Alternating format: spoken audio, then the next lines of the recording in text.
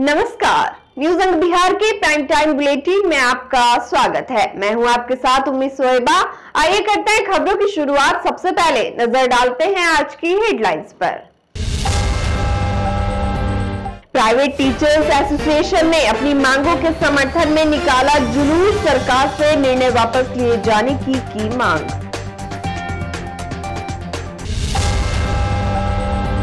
रंगदारी की मांग करने वालों को पुलिस ने किया गिरफ्तार। सिटी डीएसपी बोले नहीं चलने देंगे गुंडागर्दी।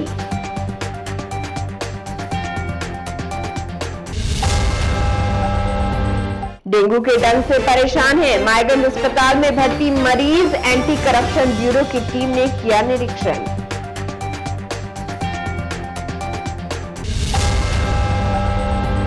कुलपति और प्रतिकुलपति ने परीक्षा केंद्र का किया औचक निरीक्षण। कदाचार मुक्त परीक्षा कराने के लिए टीम गठित।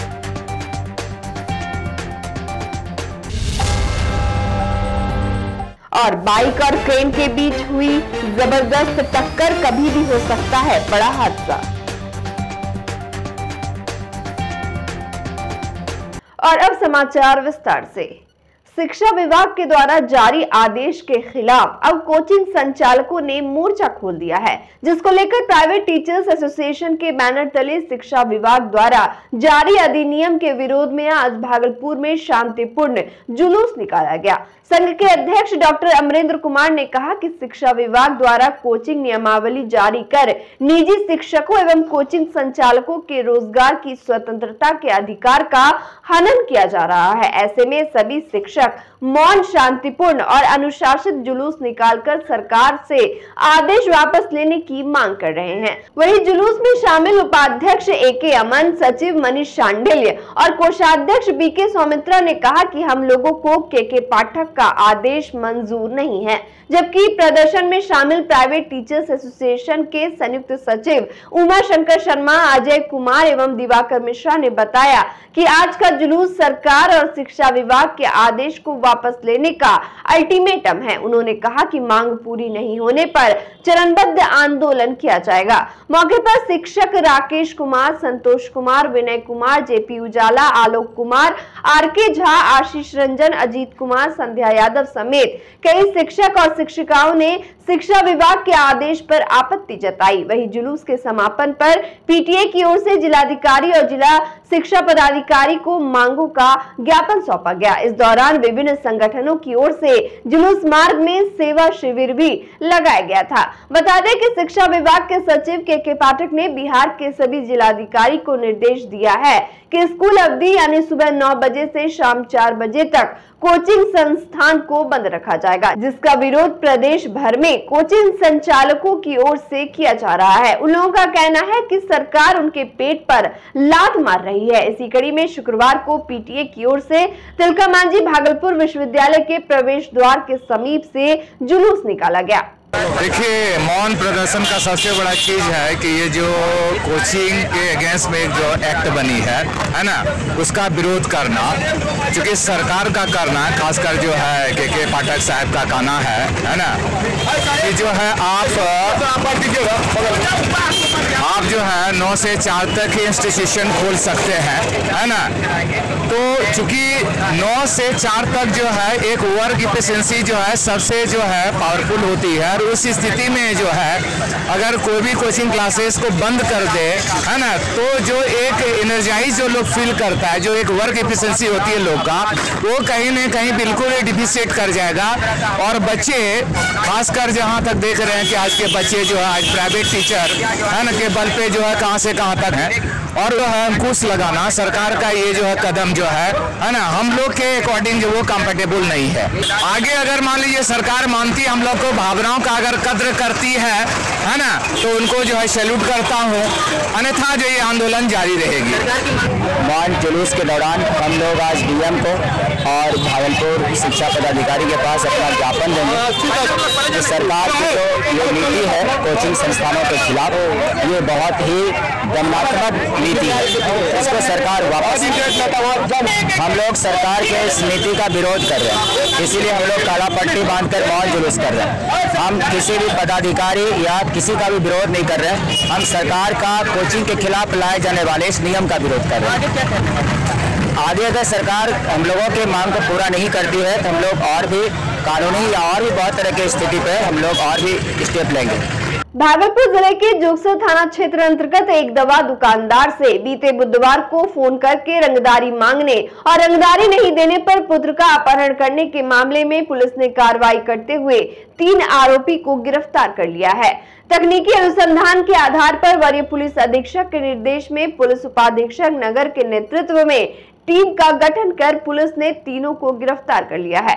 बता दें कि जोगसर थाना क्षेत्र अंतर्गत एक दवाई दुकानदार को मोबाइल फोन से धमकी दी गई थी कि 3 लाख रुपए रंगदारी दो, नहीं तो तुम्हारे पुत्र का अपहरण कर लेंगे और अगर पुलिस को सूचना दी तो बम मारकर उड़ा देंगे। पीड़ित दवा दुकानदार ने इस संबंध में लिखित आवेदन के आधार पर जोगसर थाने में प्राथमिकी दर्ज कराया था। वही मामले पर भागलपुर के सिटी डीएसपी अजय कुमार चौधरी ने कहा कि पुलिस ने त्वरित कार्रवाई करते हुए कांड का उद्भेदन कर लिया है। गिरफ्तार आरोपियों की पहचान भैरवपुर निवासी सौरभ कुमार, अलीगंज निवासी शिवनंदन कुमार और शिवाजी नगर निवासी गुलशन मंडल के रूप में किया गया है। दिनांक 13 तारीख को जोगसर थाना क्षेत्र में एक घटना हुई।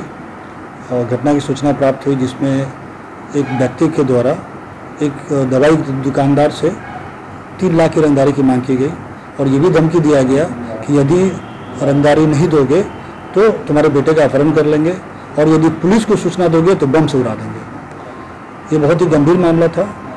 पुलिस इस पर त्वरित कार्रवाई करते हुए वरीय पुलिस अधीक्षक महोदय के निर्देशन पे जो टीम बनाई गई, विशेष टीम बनाई गई और हमारे साथ जो भी टीम है, CIT की टीम है, वो एक विशेष टीम गठित करते हुए इस पे लगातार इसकी निगरानी की गई।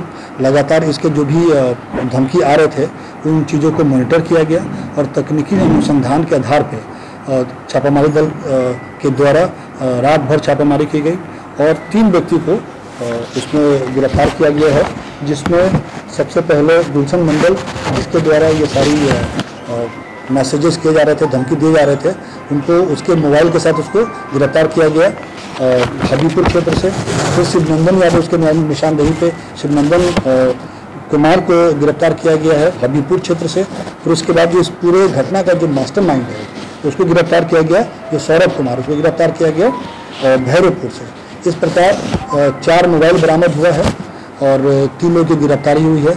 इस प्रकार पूरे भागलपुर पुलिस के द्वारा इस तरह के जो रंगदार हैं इन सब पर बड़ी कार्रवाई करते हुए 3 लोगों की गिरफ्तारी सुनिश्चित की गई है। भागलपुर में डेंगू का डंक थमने का नाम नहीं ले रहा है। शहर का कई इलाका डेंगू का हॉटस्पॉट बना हुआ है। इसके बावजूद अस्पताल में गंदगी और अव्यवस्था देखने को मिल रही है। इसको देखते हुए शुक्रवार को मानव अधिकार संगठन से जुड़े सदस्यों ने मायगंज अस्पताल का निरीक्षण किया।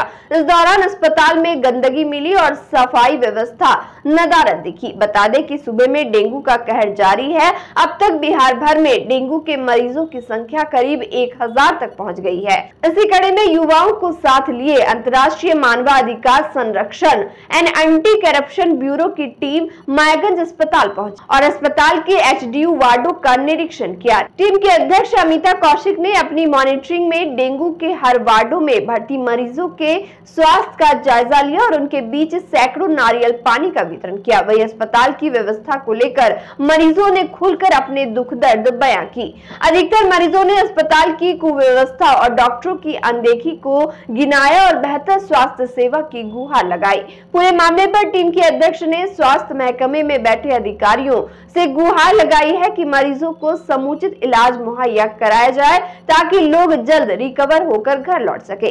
इस पूरे अभियान में टीम की सदस्य संध्या पांडे, गुड़िया दुबे, शबाज, सोनी वर्मा, संदीप जायसवाल के अलावे समाज सेवी वेद प्रकाश, मोहम्मद जिशान, नीलराज, अभिषेक यादव, धनंजय यादव, नारायण वर्मा शामिल थे। 12 साल का बच्चा है, इसका प्लेटलेट कम बनता है।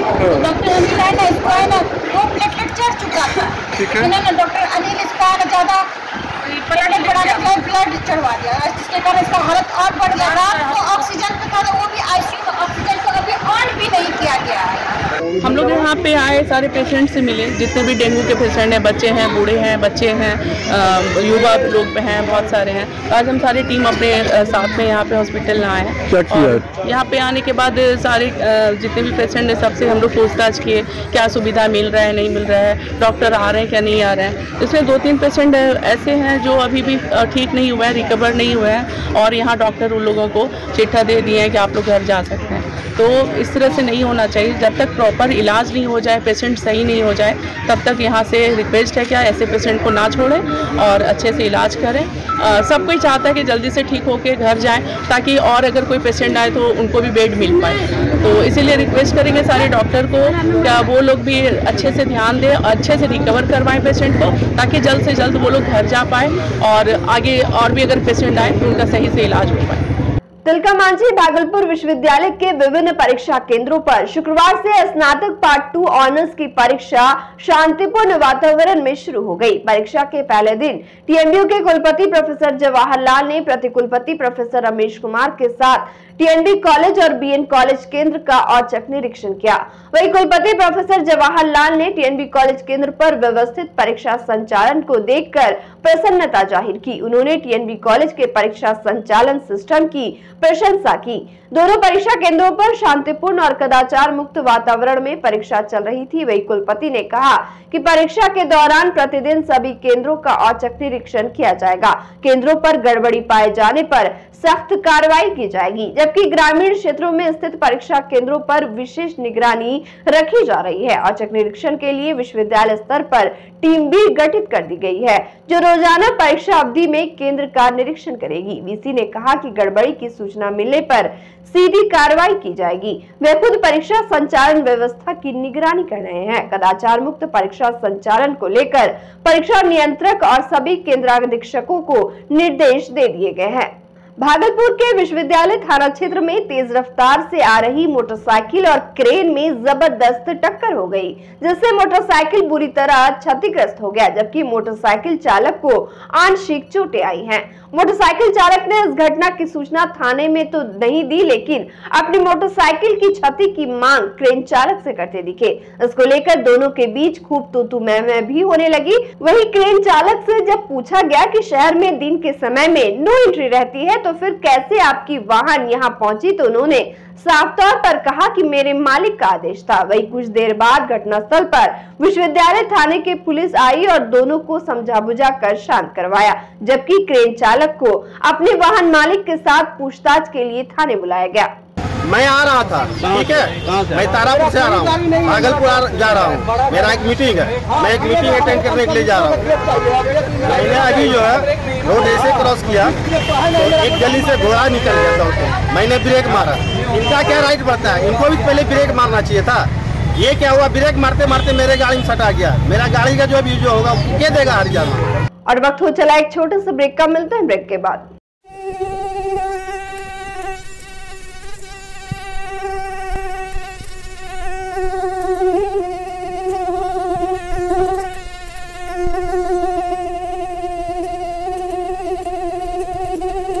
बच्चा जब जन्म लेता है तो कई बार बच्चा तुरंत नहीं रोता है, रोने में देर हो जाता है। ऐसे में बच्चा क्षतिग्रस्त हो जाता है और उसके बचने की संभावना कम हो जाती है।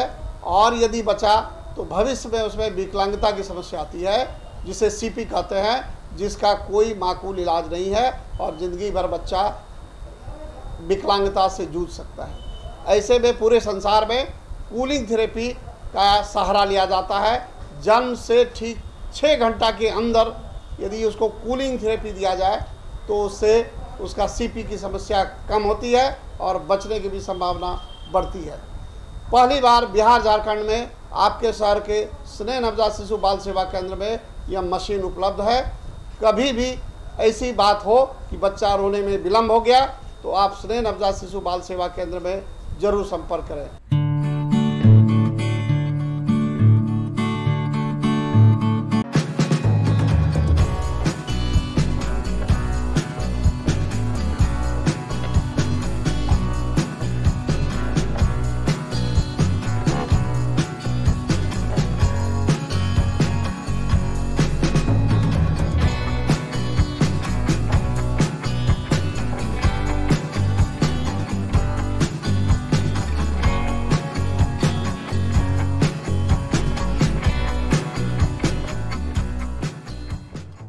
ब्रेक के बाद फिर से आपका स्वागत है। बढ़ते अगली खबर की ओर।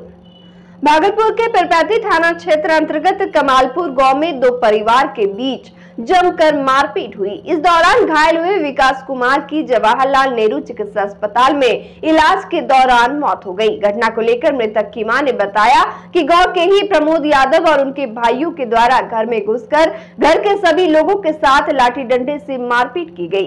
इस दौरान उसके पुत्र विकास की भी उन लोगों ने लाठी से जमकर पिटाई कर दी, जबकि पिटाई करने वाले लोगों का कहना था कि अरुण देवी के परिवार के द्वारा उन लोगों को गाली दी गई, जिसको लेकर प्रमोद यादव सहित उनके भाई और घर की महिलाओं के द्वारा घर में घुसकर मारपीट किया जाने लगा। वहीं मृतक के परिजन पुलिस से इंसाफ की मांग कर रहे हैं। यादव दीपक यादव है, क्या लगता है? प्रमोद यादव रमजानीपुर का है, एक तो यही क्या लगे जो लड़का विकास को? विकास हमरा लड़का मैंने जे मार लगे को के लगे उफा लगे। हां मई मारे करवेला के मुखेल मैट्रिक मजनी में प्रयास लिखैलो मार मई करवेला के मई मार करवेला का बेटा को ना छोड़ल के बाबू। हमरा घर में हम बोले कि मारपीट हम अपना घर में वो कुछ ऊपर 12 रंग में बोले कि हम क्या नहीं बोले, तो अपना घर में बोले क्या नहीं, हमको सरपंच पर काम करता है। बहन किसको बोलता है? बहन किसको बोलता है? हम अपने घर में बोले। भागलपुर के गांधी शांति प्रतिष्ठान केंद्र में शुक्रवार को गांधी जयंती के उपलक्ष्य में महात्मा गांधी से संबंधित प्रश्नों पर आधारित क्विज प्रतियोगिता का आयोजन किया गया।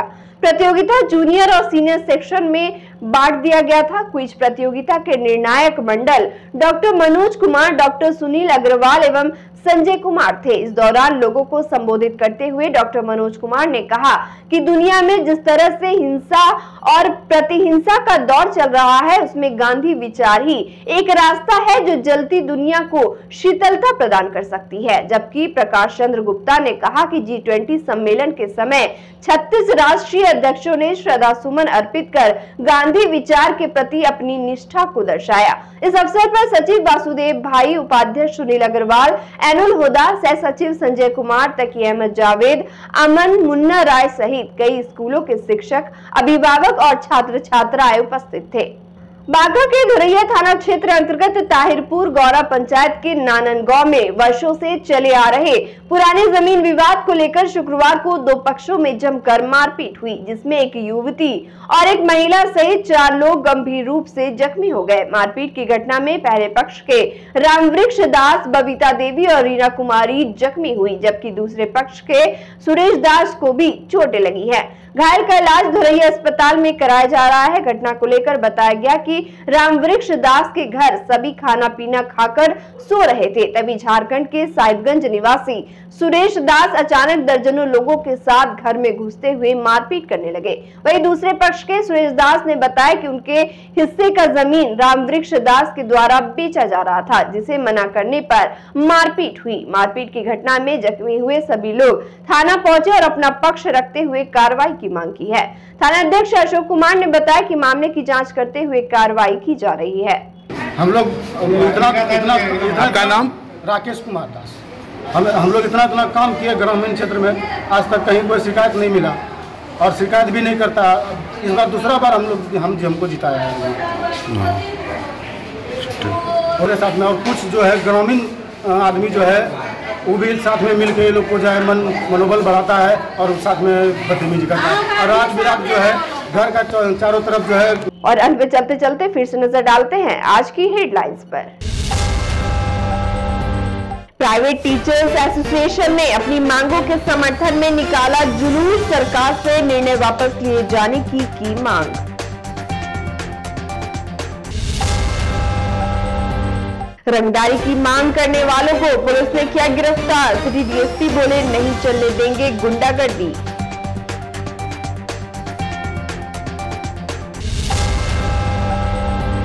डेंगू के डंक से परेशान है मायगंज अस्पताल में भर्ती मरीज, एंटी करप्शन ब्यूरो की टीम ने किया निरीक्षण।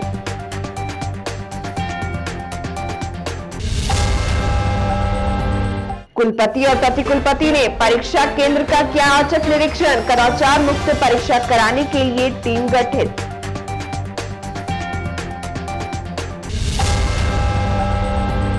और बाइक और क्रेन के बीच हुई जबरदस्त टक्कर, कभी भी हो सकता है बड़ा हादसा। आज के इस बुलेटिन में बस इतना ही। नमस्कार।